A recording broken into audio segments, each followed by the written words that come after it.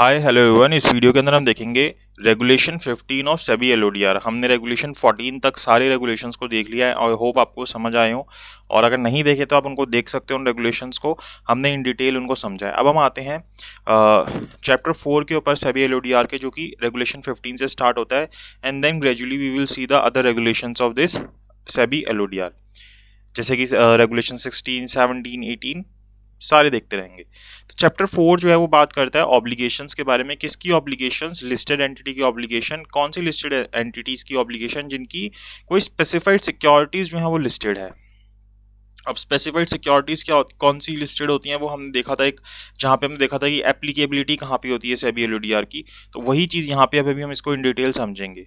और साथ ही साथ अगर किसी लिस्टेड एंटिटी की कौन सी चीज़ लिस्टेड है, non convertible debt securities listed है, तभी उसके ऊपर चैप्टर 4 जो है वो अप्लाई हो रहा होता है। अदरवाइज चैप्टर 4 अप्लाई नहीं हो रहा होता। अब देखते हैं क्या एप्लीकेबिलिटी है ये जो रेगुलेशन 15 है उसकी।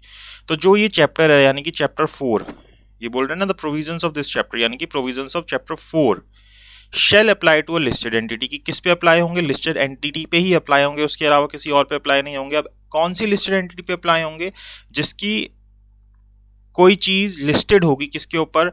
या तो मेन बोर्ड के ऊपर, या फिर एसएमई एक्सचेंज के ऊपर, स्मॉल मीडियम एक्सचेंज जो है हमारे एंटरप्राइज जो उनके, या इनोवेटर्स ग्रोथ प्लेटफॉर्म के ऊपर। इन तीनों में से किसी के ऊपर भी अगर लिस्टेड है तो ये वाला चैप्टर के प्रोविजन जो है वो अप्लाई हो जाएंगे। Which has listed specified securities on any recognised stock exchange, चाहे वो मेन बोर्ड हो, चाहे वो एसएमई एक्सचेंज हो, चाहे वो इनोवेटर ग्रोथ प्लेटफॉर्म हो। तो यानी कि हमें क्या समझ आया कि ये जो चैप्टर 4 है इसके प्रोविजन किसके ऊपर अप्लाई होंगे? ये अप्लाई होंगे सिर्फ उसी लिस्टेड एंटिटी के ऊपर जिस लिस्टेड एंटिटी की कोई स्पेसिफाइड सिक्योरिटीज किसके ऊपर लिस्टेड होंगी? किसी रिकॉग्नाइज्ड स्टॉक एक्सचेंज के ऊपर लिस्टेड होंगी। वो रिकॉग्नाइज्ड स्टॉक एक्सचेंज क्या हो सकता है? मेन बोर्ड हो सकता है, एसएमई प्लेटफॉर्म हो सकता है, या फिर इनोवेटर्स ग्रोथ प्लेटफॉर्म हो सकता है। तीनों में से अगर किसी के ऊपर भी लिस्टेड है तो उसके ऊपर इस चैप्टर के प्रोविजंस अप्लाई हो जाएंगे। जैसे कि अभी हम आगे देखेंगे कि ऑडिट कमेटी कब बनानी होती है हमें, स्टेक होल्डर रिलेशनशिप कमेटी कब बनानी होती है, ग्रीवियंस रिड्रेसल के लिए हमें क्या चीज़ करनी होती है। तो ये जो सारी चीज़ें हैं वो सिर्फ इन्हीं एंटिटीज़ के ऊपर अप्लाई होंगी जो कि चैप्टर 4 के अंदर आ रही होंगी। तो ये हमें समझ आया सबसे पहली बात कि ये जो चैप्टर है किसके ऊपर अप्लाई हो रहा है एज पर रेगुलेशन 15, सिर्फ लिस्टेड एंटिटीज पे अप्लाई हो रहा है जिनकी स्पेसिफाइड सिक्योरिटीज किसी रिकॉग्नाइज्ड स्टॉक एक्सचेंज के ऊपर लिस्टेड है। फिर रेगुलेशन 15 का 1A आता है, जिसके अंदर में बोला गया कि जो रेगुलेशन है 16 से 27 तक, कौन से, अभी जो हम ये 15 चल रहा है, 15 के बाद 16 से लेके 27 तक के रेगुलेशन के लिए बोल रहा है। The provisions of this regulation, ये जो 15 रेगुलेशन है इसके लिए बोल रहा है, जो प्रोविजन है 15 रेगुलेशन का और रेगुलेशन 16 टू 27 का इस चैप्टर के, shall apply to a listed entity which has listed its non convertible debt securities. तो ऐसी एंटिटी, एक तो जिन्होंने अपनी स्पेसिफाइड सिक्योरिटीज इसका रखी थी उनके ऊपर पूरा ही चैप्टर अप्लाई हो रहा है एज पर रेगुलेशन 15 के क्लॉज 1 के हिसाब से, उनके ऊपर पूरा चैप्टर अप्लाई हो रहा है।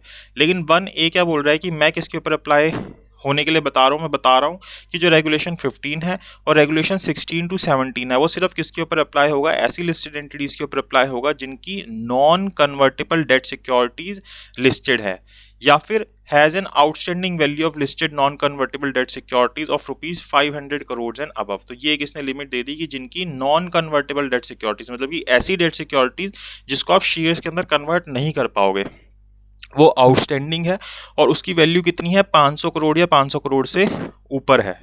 तो ऐसी एंटिटीज के ऊपर भी ये जो रेगुलेशन 16 टू 27 है वो अप्लाई हो जाएगा as per regulation 15 1A।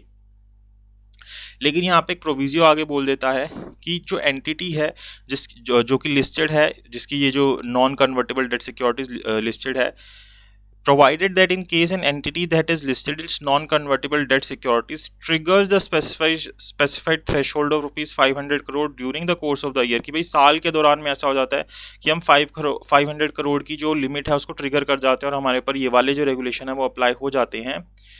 It shall ensure compliance with these provision within 6 months from the date of such trigger. तो जैसे ही आपके ऊपर ये प्रोविजंस लगने चालू होंगे आपको विद इन 6 months अब ये जो प्रोविजंस की कंप्लायंसेस है वो आपको पूरी करनी है। यानी कि आपको कब आपके ऊपर ये लग रहे हैं?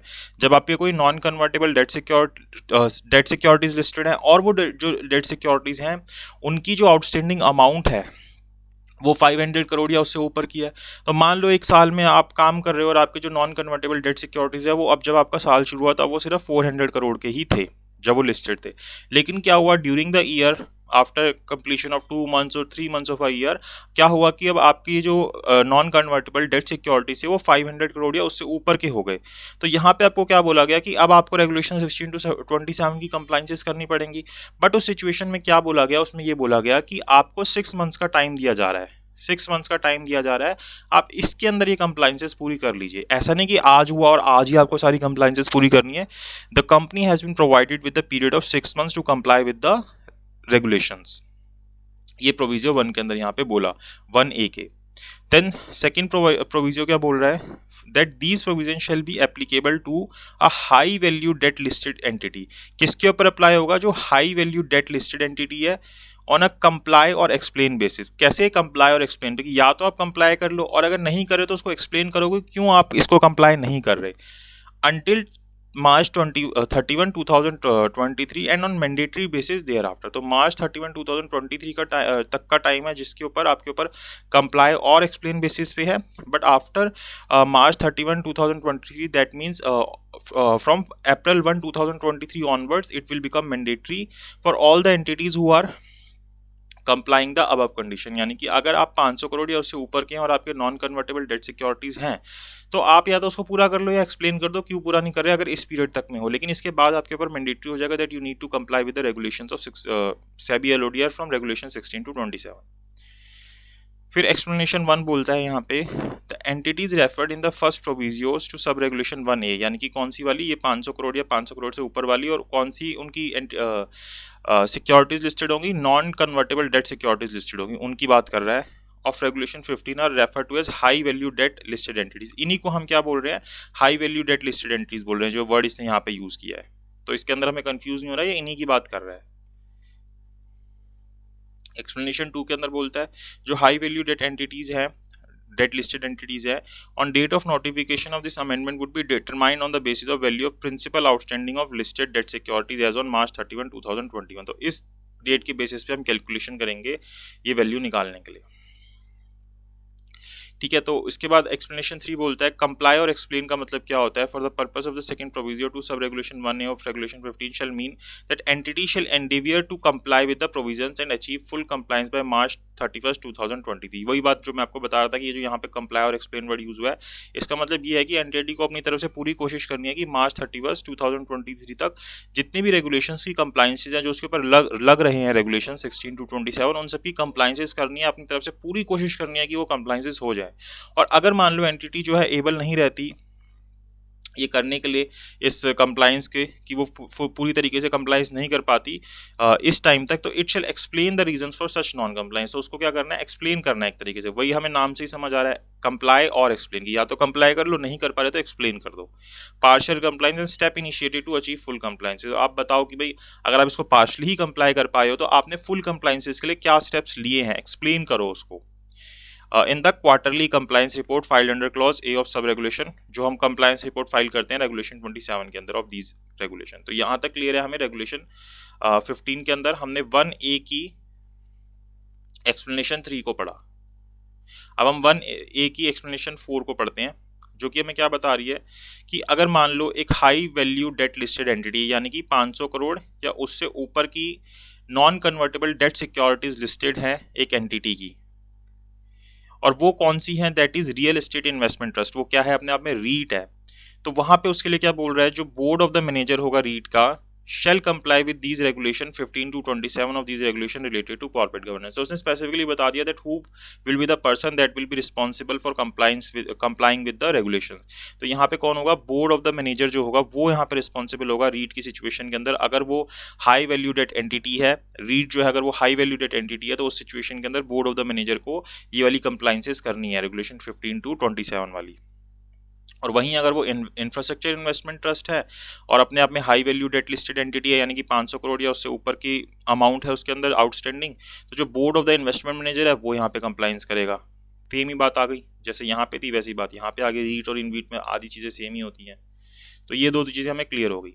तो 1 रेगुलेशन 15 का 1 और रेगुलेशन 1A 15 का वो कंप्लीट होता है। उसके बाद रेगुलेशन 15 का क्लॉज 2 आता है। ये हमें क्या बोलता है, the compliance with the corporate governance provisions. जितने भी हमारे कॉर्पोरेट गवर्नेंस प्रोविजंस है, आपने एक सब्जेक्ट पढ़ा होगा कॉर्पोरेट गवर्नेंस एथिक्स वाला, तो वही चीज यहाँ पे बता रहा है कि जो भी हमारे कॉर्पोरेट गवर्नेंस प्रोविजंस है, कौन कौन से कॉर्पोरेट गवर्नेंस प्रोविजंस होते हैं जो कि हमने बनाए हैं कि कॉर्पोरेट गवर्नेंस हो। कॉर्पोरेट गवर्नेंस का मतलब क्या होता है कि हम लॉ को ट्रू लेटर एंड स्पिरिट के अंदर फॉलो करें। तो वो जो पूरी डेफिनेशन होती है कॉर्पोरेट गवर्नेंस की, यानी कि हम एक अच्छी गवर्नेंस लेके आना चाहते हैं, तो उससे रिलेटेड कौन कौन से रेगुलेशन होते हैं। रेगुलेशन 17 है, 17A, 18, 19, 20, 21, 22, 23, 24, 24A, 25, 26, 27।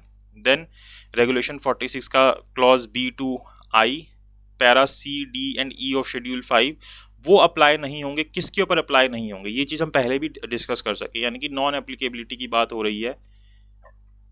जो ये रेगुलेशंस है, ये जो रेगुलेशंस हम पढ़ रहे हैं 17, 17A, 18, 19 जो भी हम आगे पढ़ेंगे, ये अप्लाई नहीं होंगे। किसके ऊपर अप्लाई नहीं होंगे, इन रेगुलेशंस को हम कॉर्पोरेट गवर्नेंस प्रोविजंस भी बोलते हैं। ये कुछ पर्टिकुलर एंटिटीज पे अप्लाई नहीं होंगे। तो कौन सी ऐसी पर्टिकुलर एंटिटीज है, पहली चीज यहाँ पे बता रहा है, a listed entity having paid up equity share capital not exceeding ₹10 crore. यानी कि पहली बात तो आपकी अगर paid up equity capital 10 crore को एक्सीड नहीं कर रही, then in that situations you don't need to comply with these regulations 17 to 27 and some of these regulations 46 and schedule 5। तो उस सिचुएशन में नहीं करना। प्लस, अच्छा सिर्फ ये नहीं है, प्लस है यहाँ पे, एंड वर्ड है। तो यानी कि एक तो ये चीज होनी चाहिए कि 10 करोड़ से कम की पेड अप शेयर कैपिटल हो। दूसरी चीज की जो आपकी नेट वर्थ है वो 25 करोड़ से एक्सीड ना कर रही हो as on the last day of previous financial year. अगर ये दोनों की सिचुएशन एक साथ पूरी हो रही हैं, तभी ये जो रेगुलेशन है 17 to 27 ये सब आप पे अप्लाई नहीं होंगे। मान लो एक चीज सिर्फ पूरी हो रही है कि आपकी paid up equity share capital 10 crore से कम है, लेकिन आपकी जो नेटवर्थ है वो 30 करोड़ है, 40 करोड़ है, तो ये बात यहाँ पे अप्लाई नहीं होगी, आपके ऊपर ये सारे रेगुलेशंस अप्लाई हो जाएंगे। या ऐसे इसका रिवर्स हो कि भाई आपकी पेड अप कैपिटल जो है 15 करोड़ हो और आपकी नेटवर्थ इससे कम हो 25 करोड़ से, तब भी आपके ऊपर ये प्रोविजन अप्लाई हो जाएंगे। तो यानी कि अगर आपको ये प्रोविजन अपने ऊपर अप्लाई नहीं करने, तो in that situation you need to comply with both these condition कि आपकी paid up equity share capital 10 crore से भी कम हो और आपकी नेटवर्थ भी 25 करोड़ से कम हो, तभी ये बात यहाँ पे अप्लाई होगी। और जब भी आपके ऊपर ये कंप्लाई होता है तो आपको उसके विद इन 6 मंथ्स इसकी कंप्लायंस करनी है। और अगर एक बार ये आपके ऊपर अप्लाई हो जाएगा, मान लो आपकी ये 25 करोड़ और 10 करोड़ वाली लिमिट एक बार एक्सीड हो जाती है, तो आपके ऊपर ये अप्लाई हो गया। अब मान लो वापस से आप इस कंडीशन को फुलफिल कर देते हो, लेकिन अगर एक बार ये कंडीशन अप्लाई हो गई, एक बार ये आपके ऊपर ये सारे रेगुलेशन लग गए, तो अगले 3 साल तक ये लगते रहेंगे। ठीक है, चाहे आप इस कंडीशन को फुलफिल नहीं कर रहे तब भी आपके ऊपर ये लगते रहेंगे, उसके बाद ये हटेंगे। ठीक है, तो ये चीज यहाँ पे हमारी बताई गई है। और बी के अंदर बता रहा है कि एक listed entity which has listed it specified security on the SME exchange, कि भाई आप एक लिस्टेड एंटिटी हो, एसएमई एक्सचेंज के ऊपर लिस्ट हो गए हो, तो भी आपके ऊपर ये वाले रेगुलेशंस अप्लाई नहीं होंगे। ठीक है, तो पहली चीज तो ये हो गई कि कब अप्लाई नहीं होंगे, जब मेन बोर्ड वाली पे आ गए। और हो गया कि अगर आप एसएमई बोर्ड के ऊपर, एसएमई एक्सचेंज के ऊपर लिस्ट हो रहे हो, even in that situation also जो रेगुलेशन 17 to 27 है ये अप्लाई नहीं होंगे आपके ऊपर। लेकिन प्रोविजो के अंदर बोल रहा है कि जो अदर लिस्टेड एंटिटीज हैं जो कि कंपनीज नहीं है, लेकिन जैसे कि बॉडी कॉर्पोरेट हो गई and are subject to regulation under other statute, या कोई और लॉ उनके ऊपर लग रहा है, तो जो ये प्रोविजंस है कॉर्पोरेट गवर्नेंस के, जो रेगुलेशन 17 ये सब के अंदर दे रखे हैं, shall apply to the extent that it does not violate their respective statutes and guidelines or directive issued by the relevant authorities। तो फिर उस सिचुएशन के अंदर इनके ऊपर रेगुलेशन 17 और ये सारे रेगुलेशन अप्लाई हो जाएंगे। बस सिचुएशन इतनी है कि जिस और अदर लॉ से वो गवर्न होगी वो एंटिटी, उस लॉ के कोई प्रोविजंस को हम वायलेट ना करें, तो ये चीज होगी। यानी कि अब अगर एसएमई एक्सचेंज के ऊपर लिस्ट हो रहे हो तो भी आपके ऊपर ये वाले रेगुलेशंस नहीं लग रहे, और अगर आप मेन बोर्ड पे हो रहे हो लेकिन 10 करोड़ से ज्यादा की पेड अप कैपिटल नहीं है, पेड अप कौन सी, इक्विटी शेयर कैपिटल, सिर्फ इक्विटी वर्ड यहाँ पे इंपॉर्टेंट है, सिर्फ इसने शेयर कैपिटल नहीं बोला, इक्विटी वर्ड यूज किया है, तो प्रेफरेंस को आपको यहाँ इंक्लूड नहीं करना। और दूसरी चीज साथ ही साथ आपकी नेटवर्थ जो है 25 करोड़ को एक्सीड नहीं कर रही है। तो ये दोनों सिचुएशन के अंदर ये वाले जो रेगुलेशंस होते हैं जिनको हम कॉर्पोरेट गवर्नेंस प्रोविजंस बोलते हैं, ये अप्लाई नहीं होते। तो रेगुलेशन 15 के अंदर हमने उसका क्लॉज 1, क्लॉज 1A, क्लॉज 2 हमने देखा, देन क्लॉज 2A आता है। The provisions as specified in regulation 17 shall not be applicable during the insolvency resolution process. तो जो रेगुलेशन 17 अभी हम आगे देखेंगे, जो उसकी जो बातें बोली गई हैं रेगुलेशन 17 के अंदर, वो अप्लाई नहीं होंगी जब आपके ऊपर क्या चल रहा होगा, इंसॉल्वेंसी रेजोल्यूशन प्रोसेस चल रहा होगा, आपको बंद करने का एक तरीके से प्रोसेस चल रहा होगा, period in respect of the listed entity, या high value debt listed entity है तो उसके ऊपर भी अप्लाई नहीं होगा, which is undergoing corporate insolvency resolution process under insolvency code. तो जो आईबीसी के अंदर जिसके ऊपर सीआईआरपी चल रहा है या इंसॉल्वेंसी रेजोल्यूशन प्रोसेस चल रहा है, उसके ऊपर रेगुलेशन 17 के जो प्रोविजंस है वो अप्लाई नहीं होंगे, provided that the role and responsibility of board of directors as specified under regulation 17 shall be fulfilled by interim resolution professional। तो उस सिचुएशन में, क्योंकि क्या होता है जब CIRP होता है तो एक रेजोल्यूशन प्रोफेशनल अपॉइंट होता है जिसको हम इंटरिम रेजोल्यूशन प्रोफेशनल बोलते हैं जब तक कि वो फाइनल नहीं होता। तो वहाँ पे जो रेगुलेशन 17 की बातें हैं उस सिचुएशन के अंदर कौन पूरी कर रहा होगा, इंटरिम रेजोल्यूशन प्रोफेशनल फुलफिल कर रहा होगा, या फिर रेजोल्यूशन प्रोफेशनल फुलफिल कर रहा होगा, यानी कि जो फाइनल हो गया है, ठीक है। और 2B क्या बोलता है रेगुलेशन 15 का, the provision specified in regulation 18, 19, 20 and 21 shall not be applicable during the, ये जो प्रोविजन है 18, 19, जैसे 17 के लिए बोला ऐसे यहाँ पे बता रहा है 18, 19, 20, 21 के प्रोविजन भी अप्लाई नहीं होंगे अगर इंसॉल्वेंसी रेजोल्यूशन प्रोसेस किसी एंटिटी के ऊपर लग रहा है तो। और वहाँ पे वो कौन पूरा करेगा, वही इंटरिम रेजोल्यूशन प्रोफेशनल या रेजोल्यूशन प्रोफेशनल उनको पूरा करेगा। और रेगुलेशन 15 का क्लॉज 3 क्या बोलता है, not standing sub regulation 2 above जो हमने पढ़ा, the provisions of companies act 2013 shall continue to apply wherever applicable. तो जो कंपनीज एक्ट के प्रोविजन है वो तो अप्लाई होते रहेंगे, उसके लिए यहाँ कुछ नहीं बोल रहा है, ठीक है। तो ये रेगुलेशन 15 के अंदर हमें एक एप्लीकेबिलिटी बता रखी है कि कहाँ पे ये जो कॉर्पोरेट गवर्नेंस के रेगुलेशंस हैं वो अप्लाई होते हैं, कहाँ पे चैप्टर 4 अप्लाई होता है। तो ये चीज़ हमें रेगुलेशन 15 से समझ आती है। नेक्स्ट वीडियो के अंदर हम जो रेगुलेशन 16 है उसको समझेंगे, जिसके अंदर एक सबसे इंपॉर्टेंट डेफिनेशन आती है इंडिपेंडेंट डायरेक्टर की डेफिनेशन। तो वो समझना हमारे लिए बहुत इंपॉर्टेंट है फ्रॉम एग्जाम पर्सपेक्टिव और प्रैक्टिकल पर्पसेस से भी। तो आई होप आपको रेगुलेशन 15 समझ आया हो सभी LODR का कि कहाँ कहाँ पे वो अप्लाई होता है। अगर आपको वीडियो अच्छी लगी तो प्लीज़ लाइक कीजिएगा, शेयर कीजिएगा और चैनल को सब्सक्राइब जरूर कीजिएगा। Thank you so much for watching this video.